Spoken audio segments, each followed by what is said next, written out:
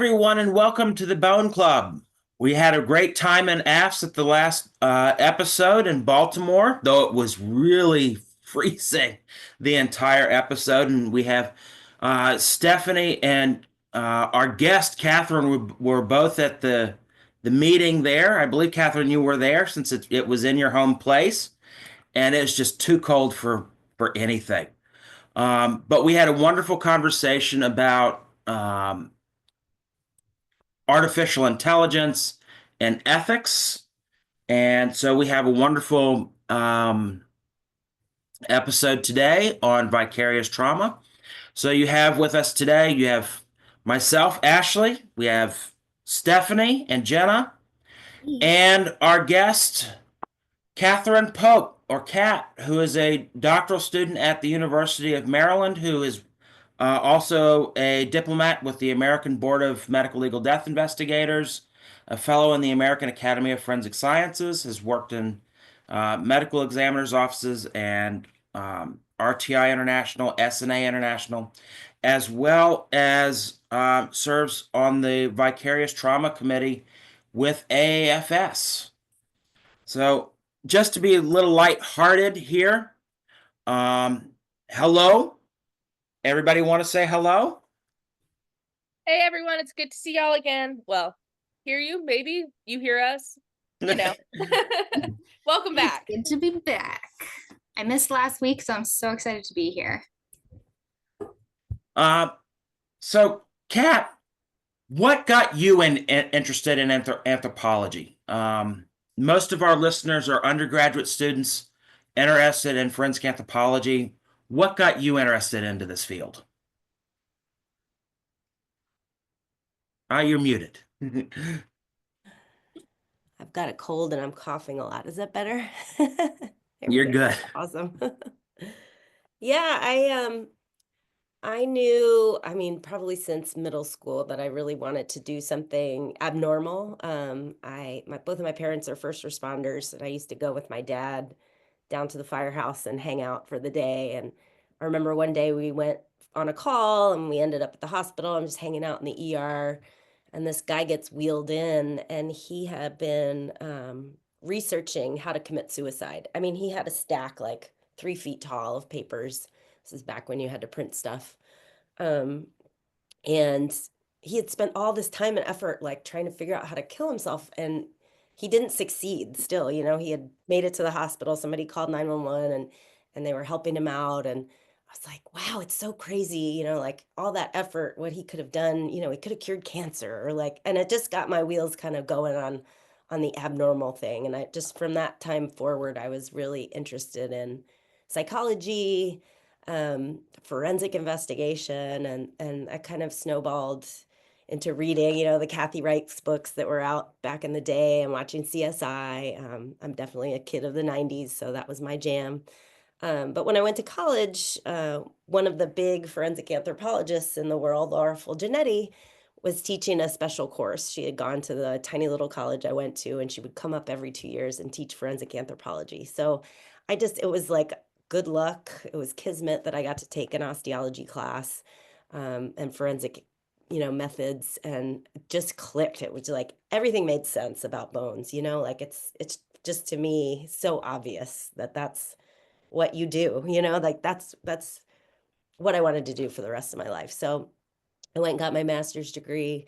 I knew I didn't want to be a professor. I've never wanted to teach. I love talking to folks. I love talking to students, but it's not my jam.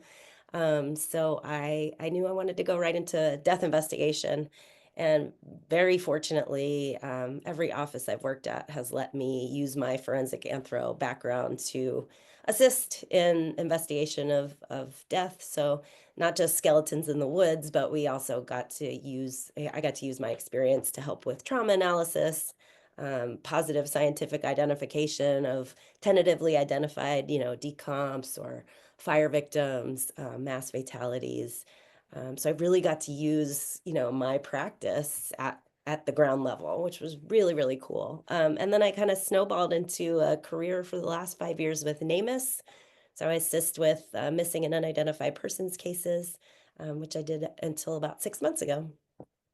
So I feel really honored and lucky because I think there are not a lot of jobs out there, but for people who are listening who are really passionate about human osteology, anatomy, forensic investigation, there are places that you can use your experience and background for sure. You don't have to go, there's not one right way to get into this field. There are lots of really cool places we can use our skills. Yeah, I find that to be rather true. There are multiple avenues. There's not one straight path that everybody must go down, which is um, often recommended, I find. And it's strange. I don't understand the strangeness of it. I also find that like if everyone goes on that same path, then everyone's learned exactly the same thing, and mhm. then the field stagnates. And so like if you have people that come from all different backgrounds into this field, they might bring something like from psychology, like what we're going to talk about today, that maybe we never really thought of because, we only took our anthropology classes, or we only took, whatever, that we can use more than just anthropology to do anthropology. Mhm. And I love what you said about that when you took your osteo course and the bones just clicked with you, because that's what happened with me. Like I was in a different field, but bones always just like I don't know, it's kind of crazy to say, but they like spoke to me. It just makes sense. The bones just make sense. And I feel you on that one. Isn't there a book labeled that or something? Like Bones Talk or something? I think so. Oh, Maybe. probably. Your next novel? Oh, no, no, no. No one needs to read my books. We'll just hear your voice instead. Well, I wish they'd scream sometimes more than just talk. Mm. Just like write down your name. That'd be cool. But Name, when you last were alive, Yeah. what happened to you? hey, sometimes, I mean, I don't know how much y'all believe in like supernatural things, but sometimes at work, I definitely, there's something going on because every once in a while, like, not necessarily that they'll write their name down because how lucky we would be if that happened, but like certain things will happen that like something catches your eye that like maybe you would have missed otherwise, or whatever, that you're like, why was I getting stuck on this one thing, and that ends up being the thing that IDs the person, and you're like, they were pulling something on the other side trying to be like, look at this, or at least that's what I think. It's so cool.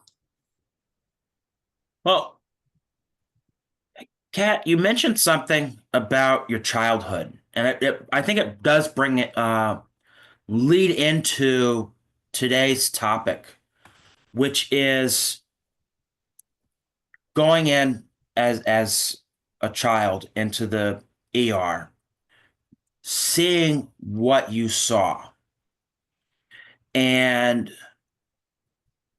that has to leave some sort of mark, whether for good or for bad.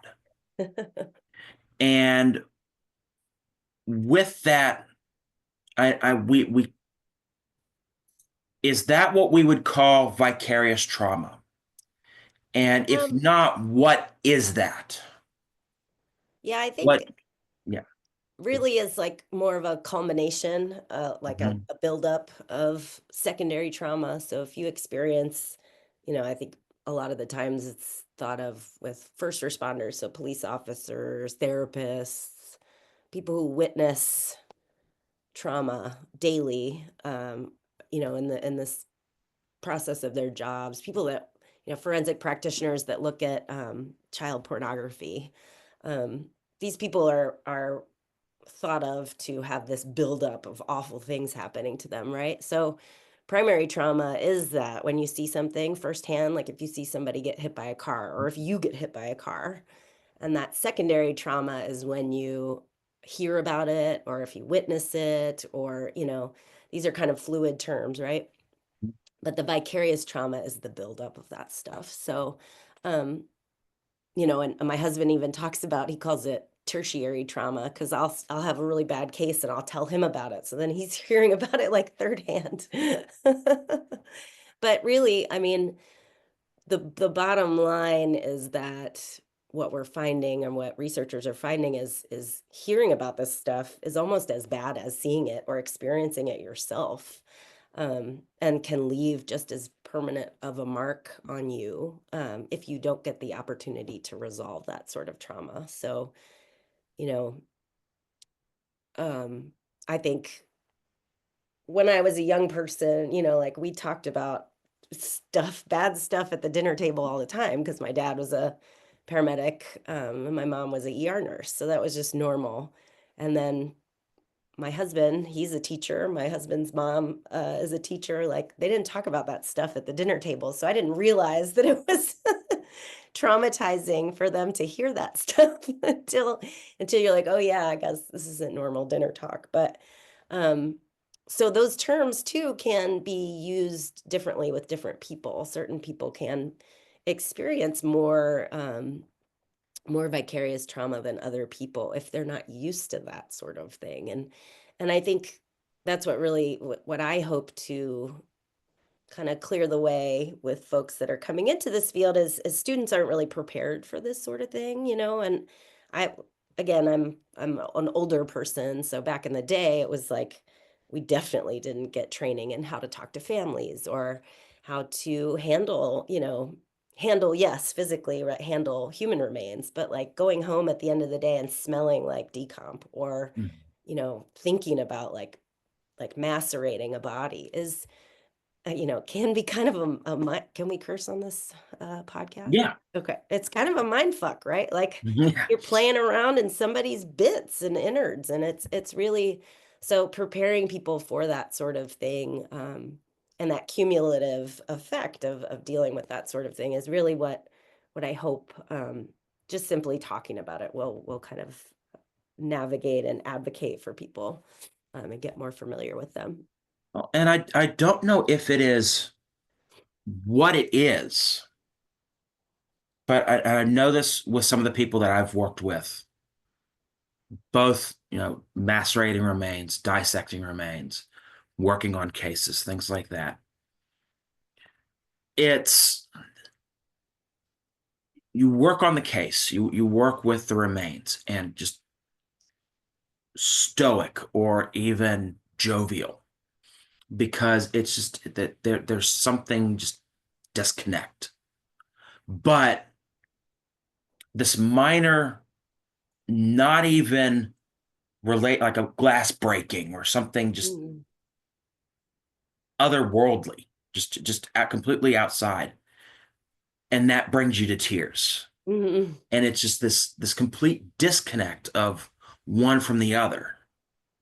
And I Jenna can attest to this, because I've told her this as a student. You can always tell who's going to make it in this field by the ones who can survive working on their first, well, to be crass, their first kid. If you can't do that, you're not going to survive this field, I don't think. But the question then becomes, how do we process that? How do we deal with that and cope with dealing with those situations frequently? Mhm. Yeah, and I always try to remind people too, it's, we are built we're as scientists, so we're prepared to compartmentalize that, right? And, set everybody up in human anatomical position and to do your analysis and write your report, and you go through these very methodical processes, and that's fine. But like you said, then it's like somebody in your office is an asshole, or, like the water cooler's empty. It's those routine mundane things that happen where that really throws you for a loop. And I think, to answer your question, it's building those resiliencies, um, within your daily practice. So like making sure that you're actually recognizing that you're feeling a little like, I'm a little on edge, I just had to put together a kid, or, um, this is my third homicide of the week. I'm exhausted. Just being able to say that, name it, and then going forward, recognizing with your colleagues that you work with, when you see something kind of abnormal. So that's what happened with me. I mean, I was fine. I was killing it in work, but then like these little things would start to drive me crazy. And I'm a very easygoing person, but like I worked an entire weekend, and I also handled acute cases that were not skeletonized. So I'm awake for 40 hours straight. And I took my cell phone would not stop ringing and I slammed it on the ground. Hmm. I was trying to take a dog walk and just like chill and it would not shut up. So I slammed it on the concrete and broke it. Mhm. And that's not something that's normal for me, right? But instead, my manager wrote me up and I got in trouble.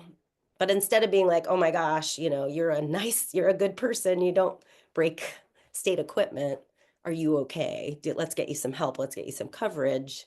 She wrote me up and I got in trouble. So that just kind of that compounded the trauma and made me think, oh, I'm wrong for feeling upset, and then just made it worse. So what really needs to happen in our field is that appreciation that this is tough, right? But then also on top of the tough is the normal everyday stuff, and let's just give each other a break and recognize and start to build that resiliency. I would When it say, comes to, sorry. go ahead, Jenna. You can go So first. when it comes to vicarious trauma, everybody is going to be different. For some people, it might kind of creep up on you slowly. And for other people, you might just kind of get smacked by it right in the face and you're just on your butt. For those who find that it creeps up on them, what are some of those like early warning signs that you might be starting to experience the vicarious trauma, or you're starting to enter the zone of PTSD, or things like that? I mean, everyone will be different, but are there some key warning signs that you would advise people to be on the lookout for? Yeah, there's a great slide I can send to you guys if you want to post it with the podcast, but PTSD diagnoses have to occur after the event, and that the symptoms that you meet, I think there are like 8 criteria that you have to meet, and it has to interrupt your life, and it has to go on for a certain amount of time. I believe it's a month or 6 months.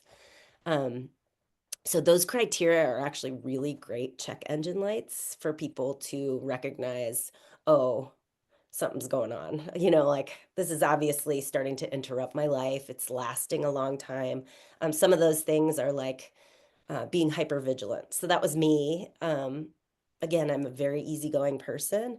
One day my husband drove off and my kids like started chasing after him in the car. And I was like, oh my God, like you're going to fall under the wheels and get crushed. And like, that's not going to happen. It doesn't happen, or like they're playing in the backyard and I see a tree limb just fall on them. Or I had a drowning of an 8-year-old and I started literally flashing through all the little kids that I knew in my neighborhood, the face of on the decedent. So that's one of the symptoms that qualifies you for PTSD diagnosis. Doing things that you don't necessarily want to, like drinking too much, doom scrolling, buying too many things. Those things by themselves, these 8 criteria by themselves don't necessarily mean that you're, yes, you may be having a little bit of disordered thinking, you may be experiencing some vicarious trauma, but when you start to combine them together and they last for a long time, that's when you're in danger of having that PTSD. And it requires, like a little bit more of an intervention at that point. And I was definitely diagnosed with PTSD. I would say this is kind of where, like, for me, my like grad school research was all about like cognitive thinking and bias and other things like that. How do you think, I guess, that plays into vicarious trauma? Because for me, like, my understanding, at least, is like if the field keeps progressing in the way that some people want us to, of we're objective, we can compartmentalize, we are separate from our cases, we're just doing the science, we're not a part of the science. I think that's only going to make the vicarious trauma worse because you're ignoring the impact you have on the science and the science has on you. But I just kind of wanted your opinion on how you think like objectivity or like people pretending to be objective it has on vicarious Pretending, trauma. I love that.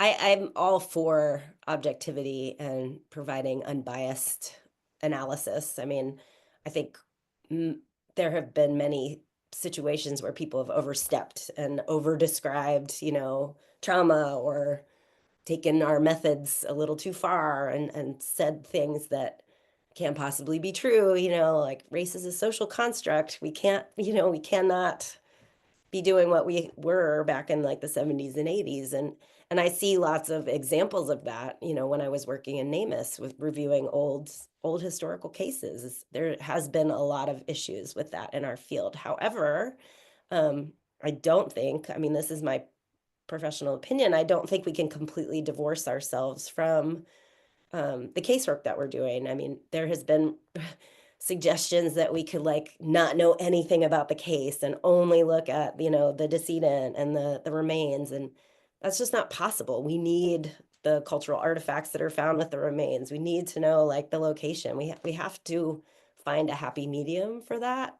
Um, and I think that's definitely true with our experience within this field and being able to be good anthropologists, right? Good anthropologists look at the entire picture. We have to be a part of the medical legal system. We have to be a part of the criminal justice system, but we are also advocates for you know humanitarian efforts too. So, and I think that my experience working in the medical examiner's office has just been like that voice that's kind of different, and I feel very honored that most of the places that I've worked has listened to me as that different voice. And I think many, people who are listening to this that are getting ready maybe to go into medical examiners' offices, you probably will work by yourself unless you work with DPAA, or in New York City or like Harris County. Like there are very few offices that have more than one forensic anthropologist on staff. So I think part of our goal when we're in there is to be a representative, showing this kind of like full approach, right? Being a good cultural advocate, being, but also a good scientific advocate. And that's what I've found.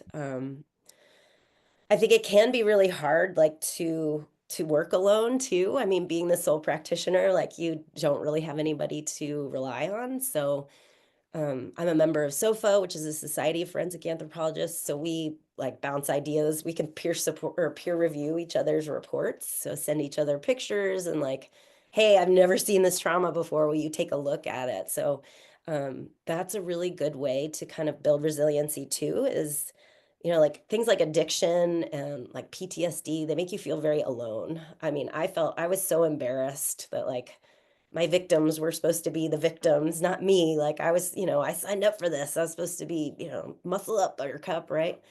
But when I started talking about it out loud and saying like, oh, I'm struggling, I'm having a hard time, so many people were like, oh my gosh, me too. So that's another way to kind of to get help, and it doesn't make you biased at all. Like if you have to ask for assistance, that doesn't make you a bad person. It makes you a human that wants to learn more things, right? And I think for so long too, forensic anthropologists, like they were leaned on by professionals, law enforcement, like to have the right answer, like to always guess the race, of the person, or like always have to know if it's male or female, or like, was he a tennis player, out on the scene?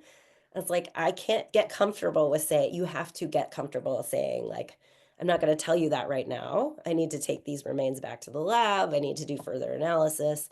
And I also may not be able to tell you, their population affinity. I may not be able to say that.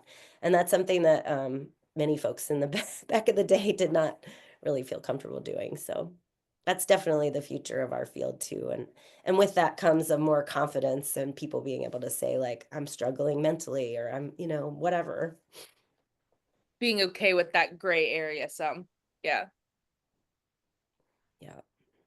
Yeah, and I think as a field where we are starting to see you can start to see it with young people coming up, not necessarily within the field, but within law enforcement, young law enforcement officers that are willing to accept more of a gray answer than, say, 15 years ago or more, where they wanted black and white. And that I think Or Asian. is going to change. Or Asian. That was a joke. Yes. Eat Um, I one thing that does pop into my head, and it's because I deal with this on a personal level, is when you struggle with and struggle is not necessarily the right word, but when you deal with an underlying mental health condition. For me, it's bipolar disorder and borderline personality disorder. Does and what you have seen, does interactions within the field, particularly within casework, exacerbate, or does is there a way to separate the two? Sort of just, well, these are in this category, and this is PTSD and secondary trauma over here, or is it just, well, this is just one big ugly mess, and you need to go see the Grippy Socks distribution center? I don't have an answer to that. I mean, I think um, in my experience, I am my work, like Yeah. it's such a huge part of my life and I think that was not necessarily the problem, but like what led me down the road of kind of burning out so hard was that I described myself as a forensic anthropologist first, before being a mom or being a spouse. So um, I think, our mental health conditions are a part of us. They're who we are. Just like our jobs are a part of us and they are our experiences. And I don't think they're necessarily a problem. I think they lead us to want to advocate more for our clients, for our victims. If we see ourselves, and I don't necessarily believe in empathy because we can never know really truly what people are feeling like, but if we understand that we are just a part of our community, and the people, then we can understand that everybody deserves their name, right? And that's why we try so hard and we care so much about the people that we work on because we believe that they deserve to have their identities back. Yeah, At least I would that's what I agree. believe. Yeah, I think in some ways the things that, at least in my case, have happened to me, um, made me more equipped for the job. And in some ways, they made it harder to process things when they got hard. But I think a lot of people would ask me, like, how do you do that? Like, how do you go in there to people's homes when it's a fire scene and collect dead bodies? And for me, I know that it's something that I'm good at. And I lost my brother a year before entering the program. But I lost my brother to cancer. So I got answers. And losing him was really hard. And in some ways, it makes it harder to handle things in any given situation, but it also makes me work harder for the victims' families, I think. Mhm. I can compartmentalize how awful a scene is or what I'm looking at um, because I know how important it is for closure when you've lost someone. Yeah, absolutely. And I don't know where, like, I don't know why forensic scientists are supposed to be these like robots. I guess I appreciate that we need to be good scientists, right? And follow the scientific method and do things, but we can't forget who we are when we do this because why would we do it then if we were. No, I totally agree. I mean, that was like at work all the time, like anytime someone's having a bad day or anytime like a case is getting frustrating, or like even this morning where I'm like, it's my day off and I'm still working a little bit because I think we all do. It's like trying to be like, okay, yes, I'm frustrated. Yes, I have all of these emotions, but also, why am I doing this? And it's like, if that why goes away or the why is not enough, then that's when you know you do need to leave the field or whatever. And it's not because you couldn't handle it or whatever, but it just, it's best for you. But it's like that why really matters. And I think that's why, like, this at the beginning of the podcast, we asked, like, why did you get into the field? Because at the end of the day, that's why we do anything. Like, the reason we found an interest in bones or found an interest in forensics as a whole really guides us and helps ground us when everything else is kind of going crazy. I wonder if that robotic archetype is sort of a Hollywood creation. Um, and not necessarily just forensics, but just scientists in general. Mm. You think of movies and TV shows, particularly in the early 2000s and before, and scientists, with rare exceptions, were always the nerdy type, robotic nerdy type. Um, a lot of Sheldons Yeah. from uh, Big Bang Theory. We're all supposed to be Sheldons. And I wonder if that has crept into the field and the belief. Yeah, that's funny. I also think that more often than not, kind of going back to what I was saying before, that like having people that have lots of different experiences helps combat that a little bit, because then every time you show up to a scene or to a courthouse or even to a family's like to talk to them, when you're not that stereotype necessarily, or even if you are, but like being able to show yourself in that situation helps the public view of what our science is. And so I know a couple episodes ago we talked a lot about like science communication, and I think a lot of that kind of plays into, okay, well, if we can be good advocates for each other within the field, we can also be good advocates for, the people that we're trying to identify and for their families. And to be able to just like be yourself in all of those situations helps really alleviate some of that, like, oh, I need to be perfect, or I have to have the right answer, or I have to, X, Y, Z. And when you can be yourself, then you can admit to yourself when you're having those types of traumas. Yeah.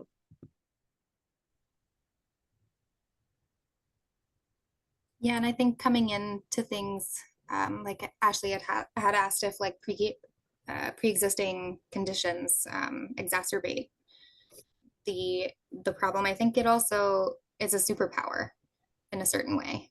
You've been coping with things that other people haven't had to your entire life. So you've got extra building blocks for how to survive in challenging environments. And I think that's like a part of you that actually, if you feel the same, because obviously I'm not inside your head, but Mhm. I think that those are things that could potentially make you even better at surviving a field like that. I would say, Kat, do you have any, I guess, like kind of along those same lines, like coping mechanisms or things that you think have worked for you in the past for not only being able to recognize what you're feeling, but how to like combat those issues? Yeah, absolutely. When I first started, like I've already talked about connection, so reaching out and like being around people that are very familiar to you and your experience, right? So like I would try to rely on my husband about work related stuff, but he's not set up for that, like he's a teacher, bless his little heart. So like finding people like a peer support team of other forensic anthropologists or like a group of people that do the same kind of job is really important to rely on. So that connection was a big part of my building of, rebuilding my resiliency.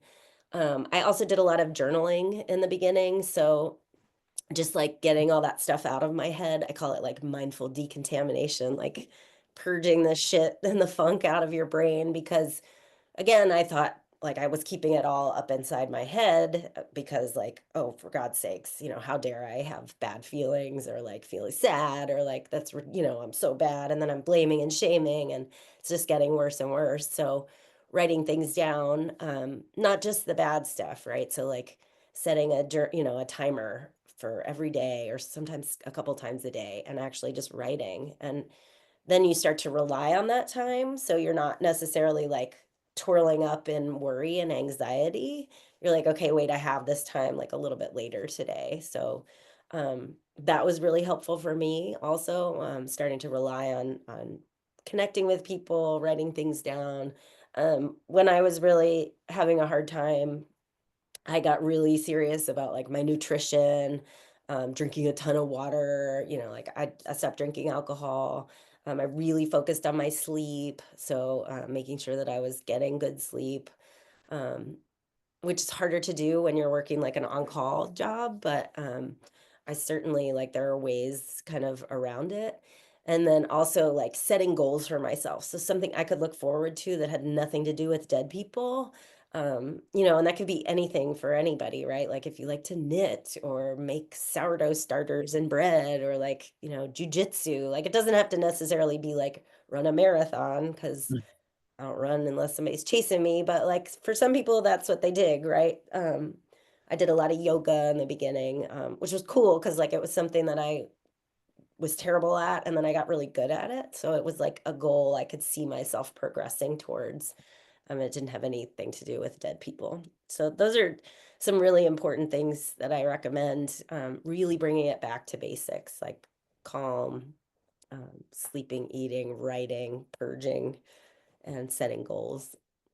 I was actually ordered to pick up hobbies that were not related to dead people. Yeah. That's awesome. So I picked up photography and archery and astronomy, and that's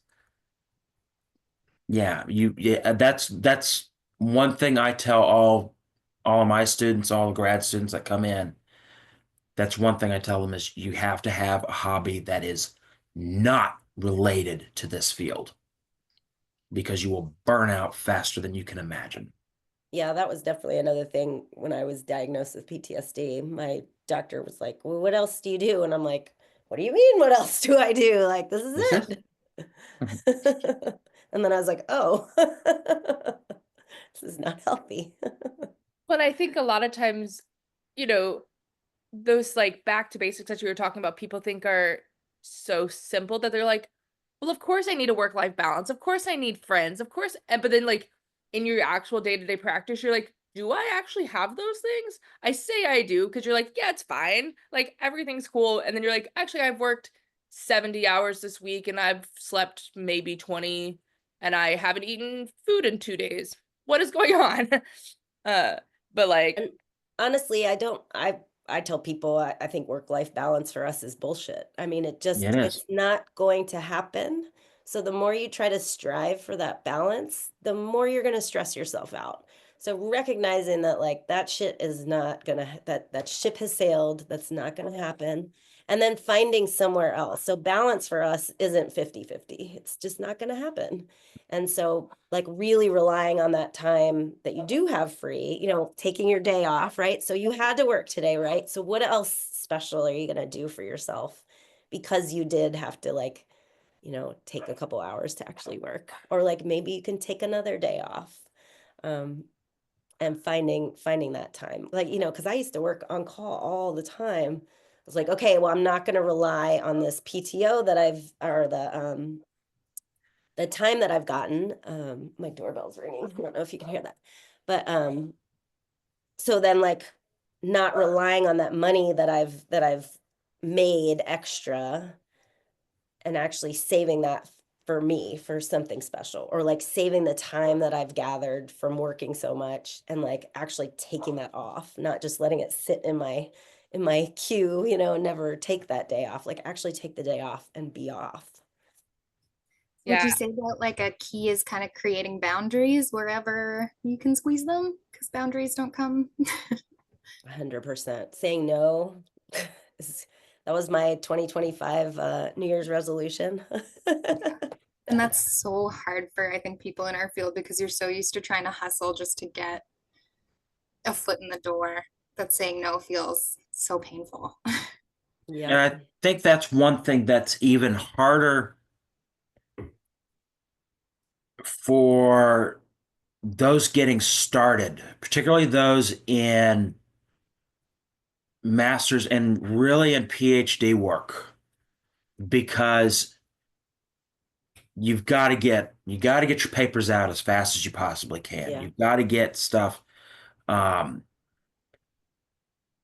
to get to conferences and present at conferences all you can. Got to get the teaching. You got to do the cases. You just this whole massive list of everything you've got to do because you're competing. It just, even though you're not, it feels like your every day is a competition. If not with the person 2 universities over, with the person on the next lab bench. Yeah. And that becomes a real issue. When I think a lot of that, like, I feel most fields probably have that competition. I don't want to say that's just an anthropology thing, but I think No. being willing to like talk with your cohort and willing, because like competing's not necessarily a bad thing. You know, it might make you work harder. It might make you, learn something that you would have maybe not otherwise have. But when you notice yourself like only worrying about the competing or only worrying about like, okay, well, this person did this, so I have to do XYZ, and like that making those boundaries not where they need to be. Where I really liked what Kat had said about like your balance isn't necessarily 50-50. You have to find the balance for you. And so it's like, well, if I notice that like my mental health is doing okay, having, 70% work and 30% personal life, then that's my balance and that's okay. Other people's balance might be 80 and 20. And so they probably will get more done than me, but that doesn't mean I need to change my balance to be theirs, because that's when you're not going to be able to like be yourself and you're not going to do good work or do good work, like Stuff. anything, like work and life. You're not going to be the best you need to be. I know I'm gonna age myself a little bit too. So on Facebook, that someone had wrote, essentially it was like, everyone has, their plate of stuff they can handle, and some people's plates are made of steel and some people's plates are made of paper, but that doesn't mean you should put something that a steel plate can handle on your paper plate. And that really like made me like stop and be like, yeah. And just because I'm a paper plate doesn't mean that it's worse, because there's certain things that paper plates can do that steel cannot do. And so like having to find the good in those differences. Well, I think this has been a fantastic conversation, is one that our field, and not only forensic anthropology, but all of forensic science and anybody within the medical legal death investigation sphere, and is going to be tackling for the next little while, on how to properly address this and right the ship. But with that, I do want to thank Kat for coming on our podcast today. I think it was a fantastic conversation. I want to thank you so much. Oh, thanks for If having me. if any of our guests have any questions for you, can they send you an email or anything like that through us to Absolutely. you, or is that okay? Yeah, and I'll send you guys the landing page for the American Academy of Forensic Sciences has a vicarious trauma committee. So we're going to be putting a lot of stuff on our landing page there. We're hoping to have a workshop out like mid-year. So um, maybe August-ish, some sort of trauma workshop. And the theme of next year's conference is actually back to basics. So one of the huge kind of subtopics of that is talking about vicarious trauma. So there's going to be a ton of really great stuff in New Orleans in February. Awesome. I look forward to that. Yeah. Me I too. really do. Thank All you right. so much. And Yeah. I can't wait to see everyone again. And just, I don't know, I feel invigorated by this conversation. So thank you. Oh, thank you All right. guys. It's great to see y'all. Much for It was coming. great to see you too. Thank you all so very much. Thanks everybody for listening. Don't forget to like and subscribe, and we'll see you next month. On the Bone Club. On the flip side.